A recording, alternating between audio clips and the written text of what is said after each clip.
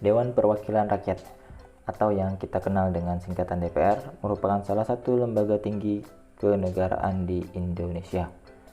Topik DPR sedang menjadi trending YouTube nomor 5 saat video ini dibuat.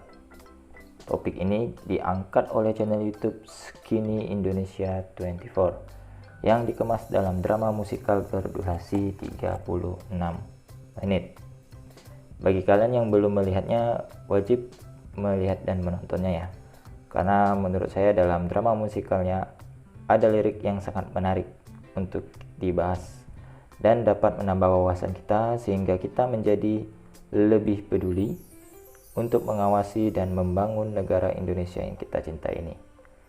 Khususnya bagi kaum milenial atau anak-anak muda ya, harus melek dan peduli dalam hal ini. Oke, dalam drama musikal DPR ada lirik yang berbunyi punya hak istimewa. Jadi para anggota DPR itu punya hak istimewa. Sebenarnya apa saja hak mereka?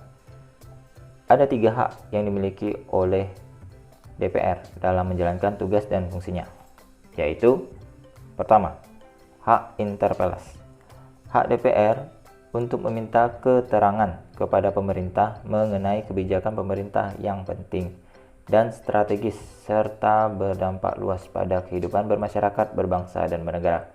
Itulah yang disebut dengan hak interpelasi. Yang kemudian nomor 2 adalah hak angket. Hak angket ini adalah hak untuk penyelidikan terhadap pelaksanaan suatu undang-undang atau kebijakan pemerintah yang berkaitan dengan hal penting, strategis, dan berdampak luas pada kehidupan bermasyarakat, berbangsa, dan bernegara yang diduga bertentangan dengan peraturan perundang-undangan. Kemudian yang ketiga adalah hak menyatakan pendapat. Hak menyatakan pendapat ini atas pertama, kebijakan pemerintah atau mengenai kejadian luar biasa yang terjadi di tanah air atau di dunia internasional. Kemudian tindak lanjut pelaksanaan hak interpelasi dan hak angket atau dugaan bahwa presiden atau wakil presiden melakukan pelanggaran hukum. Itu dia hak-hak istimewa mereka. Hak tersebut yang disebutkan tadi itu tidak terlepas dari tugas dan fungsi DPR itu sendiri. Apa saja fungsi mereka? Oke, yang pertama itu adalah fungsi legislasi. Fungsi legislasi ini di mana DPR itu memegang kekuasaan dalam membentuk undang-undang bersama presiden. Dalam hal ini yang semulanya rancangan undang-undang menjadi undang-undang. Masih ada dalam ingatan saja peristiwa pada Oktober tahun 2020 silam tentang pengesahan RUU Omnibus Law atau Cipta Kerja yang menimbulkan demo di penjuru Indonesia. Tentu saja demo ini dilakukan oleh mahasiswa-mahasiswa ya di seluruh Indonesia, benar-benar serentak.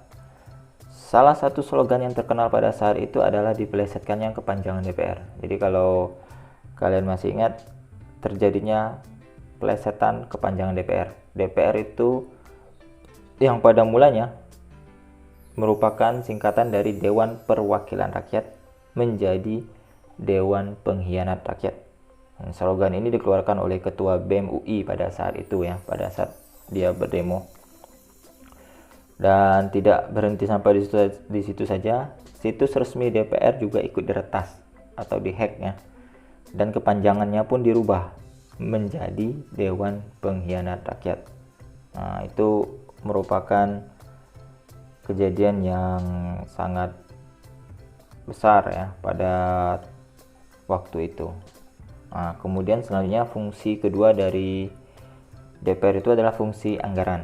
Nah, pada fungsi ini DPR itu membahas dan memberikan sebuah persetujuan atau tidak memberikan persetujuan terhadap sebuah rancangan undang-undang tentang APBN, anggaran pendapatan belanja negara ya, yang diajukan oleh presiden. Nah, singkatnya, keuangan negara mereka yang dapat menentukan dihabiskan untuk apa. Jadi negara itu punya uang dan uang itu dihabiskan untuk apa, mereka yang menyetujuinya atau mereka yang menolaknya. Itu dia fungsi anggaran. Kemudian yang ketiga itu adalah fungsi pengawasan. Nah, fungsi pengawasan itu sendiri adalah mereka mengawasi pelaksanaan undang-undang dan pelaksanaan APBN-nya. Maka tidak heran ada lirik Indonesia di tangan kita. Artinya Indonesia itu berada di tangan anggota DPR ya. Jadi dari penjelasan singkat di atas, maka sudah seharusnya kita ini para milenial, para anak-anak muda yang masih punya semangat, yang masih punya mimpi untuk diwujudkan, perlulah untuk memilih anggota DPR dengan lebih teliti dan bijaksana, ya kan? Jadi kita yang punya hak pilih untuk memilih anggota ini, anggota DPR kan, ketika pemilu kita pilihlah orang-orang yang tepat, orang-orang yang memang dapat menjalankan tugasnya, tugas anggota DPR itu dalam memajukan negara Indonesia yang kita cintai ya. Jadi jangan asal pilih atau jangan mudah dihasut untuk memilih si A, si B, si C. Lebih baik kita cari track recordnya sendiri, orangnya seperti apa dan bagaimana tingkah lakunya atau bagaimana kehidupannya. Jadi dari situ kita bisa menentukan apakah dia layak atau tidak.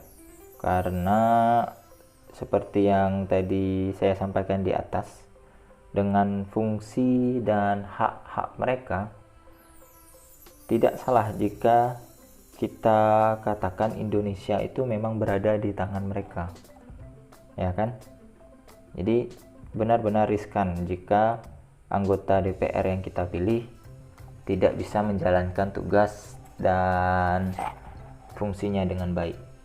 Nah, itu dia tantangan bagi kita kaum milenial atau sebagai rakyat Indonesia yang punya hak pilih ya. Gunakan hak pilih dengan bijaksana, dengan cermat, dengan teliti, agar orang-orang yang duduk sebagai anggota DPR nanti bisa memajukan bangsa Indonesia yang kita cintai ini.